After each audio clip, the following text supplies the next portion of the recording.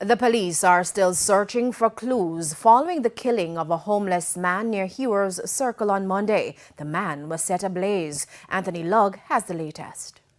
The gruesome killing of Lionel Johnson on Monday sent shockwaves across the homeless community. Reports are that sometime on Monday, a police team on patrol saw the body of Mr. Johnson on fire and rushed him to hospital where he was pronounced dead. Delroy Williams is chairman of the Kingston and St. Andrew Municipal Corporation. It's indeed shocking when to have heard that occurred at the Euro Circle. The information we have is that the person was gassed and set afire. It's not the first time a member of the homeless community has been attacked. In fact, it's been a long-standing issue.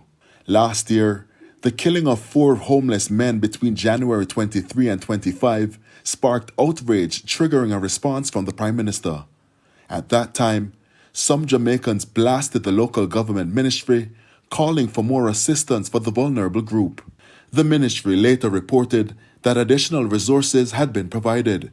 According to Mr. Williams, much work has been done. However, persons come into these facilities on their own, of their own accord, their own free will.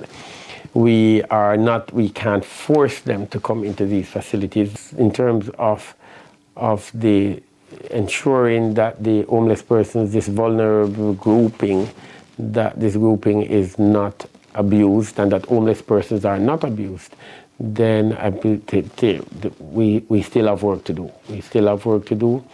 And we will continue to make the appeal, and we will continue to have conversations with the police to see how best we can protect this vulnerable group. The local government ministry is offering a $500,000 reward for information leading to the arrest of the killers who set Mr. Johnson on fire on Monday. It's just to ensure that the investigation takes place as it is, and to see if we can bring